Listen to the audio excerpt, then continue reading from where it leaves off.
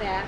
So they offered you a subcontract under the white-owned agency in which you would provide only 10% of the workforce, whereas originally you had provided 100% of the workforce. Yes, at some time we were providing 100%. When they hired the other two companies, we come doing 75%. And then it steadily eroded until they offered you the contract. So what happened? Did you obviously refuse that subcontract? Or we tried to fight it, but at some point, understand our condition, understand also the workers we had with us. We managed to sign the contract. But the you managed to, I'm sorry? We signed the contract. You did sign a contract, but as a subcontractor providing 10% of the workforce. Yes, providing about 10% of the workforce, because once we sign the contract, they take over the business. We have nothing we could do. As a matter of fact, that contract was cooked by Home Depot managers, regional managers, and given to us. We signed the contract. We returned the contract signed to Home Depot. Home Depot gave the contract to that company, that chosen company, and they never returned their signed copies. And then when we actually tried to take them to court, and they said that we never signed a contract with you. What year was that you took them to court, and what did you take them to court for? I took them to court in 2009. I took them to court on the basis of discrimination, interference, tort, intimidation. We took them to court, and when we went to court, realizing that we could not fight such a giant company. Actually, we took all three companies to court. We tell Home Depot we're going public. When you say all three companies, you mean Home Depot, the contractor, and then another company also. And the other company that they had hired as well. Yes. Okay, so your lawsuit was against the three entities, Home Depot and its two contractors. Yes. And then after we went to court, realizing that we cannot fight those giants, we tell Home Depot we're going public. The sad part of it, Home Depot sent us a letter saying we support all those civil rights organizations.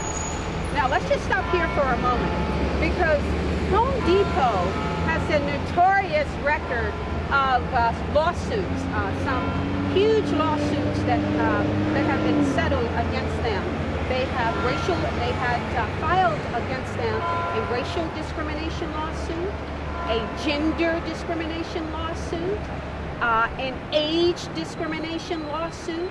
One can go through literally every venue, every sector-ism of discrimination, and Home Depot has been sued and, in fact, have had to pay out millions of dollars to settle those cases. So we know on their word alone that the record is just the opposite of what they told you. Actually, Home Depot has supplier diversity that work with minorities. But, or so they say. Yes, that's what they say. But actually, Home Depot does not really work with minorities, or they choose who they want to work with. This is one of the reasons why we find ourselves in that situation. Home Depot telling us we support the civil rights organization was very scary for us, because as a minority, we know that we can, if we have a problem, because the system doesn't give us a chance as a small business to stand in court and then fight those big giants. Therefore, we could probably go public and find a civil rights leader to help us. But when Home Depot say we support all of them, so it was very frightening. So let's talk about your court case. What eventually happened? Actually, since we didn't have enough money to keep the case going, the judge gave us some time we had to hire another lawyer, because the lawyer we had we have to pay more money to that lawyer. We could not do it. We end up looking for another lawyer, and then the case was finally dismissed without prejudice.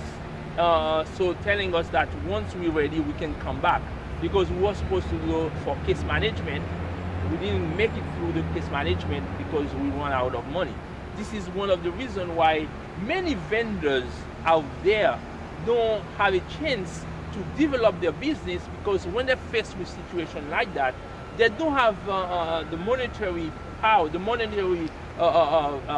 don't have money to be able to go to court and say, I'm going to fight a giant.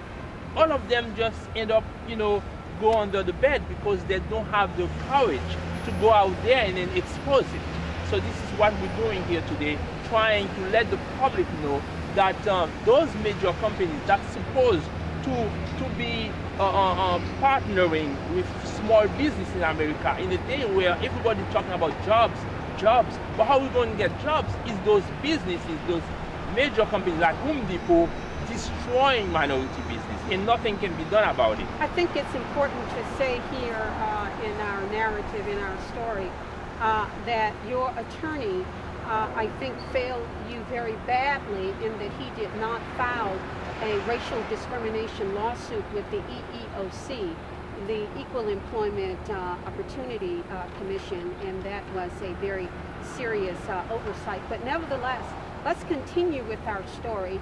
So now you're reaching out to the public to tell your story. There was an article in the Huffington Post that detail the story pretty much, and I understand that you approached Reverend Al Sharpton for help. So do you want to talk about the Huffington Post and your outreach to Reverend Sharpton in terms of publicizing your case and the publicity that you're trying to generate against Home Depot? Actually, yes, there was an article in Huffington Post published by Al Norman that more or less explained the situation. But to go back, once we had received that letter from Home Depot stating that we support those civil rights organizations, we went out there and then tried to test it to see exactly what can happen. We did go to Reverend Al Sharpton. We didn't have a chance. He didn't help us, actually. We don't want to get into the detail right now. Maybe later on we can come back to detail. But yes, he did not help us. So as we wrap up this interview here, where are you now, and what is it that what support are you seeking from the public? You have your supporters here who have joined us, and I understand that you are working with the People's Organization for Progress here in Newark, New Jersey. But what is it that you want to accomplish with this PR campaign? We're looking for justice, because in a country as America, where people come from around the world looking for opportunity to grow, where people know that this country is the land of opportunity, I'm looking for justice. And then we want to use all means in order to find a way to get Home Depot to compensate us for destroying a business after we develop a multi-million-dollar business. Home Depot has a million of sheep, and we just have one sheep, and Home Depot destroyed to destroy. Well, that wraps it up for this interview. We've been talking with Ludin Pierre, a small business owner, the American dream gone sour.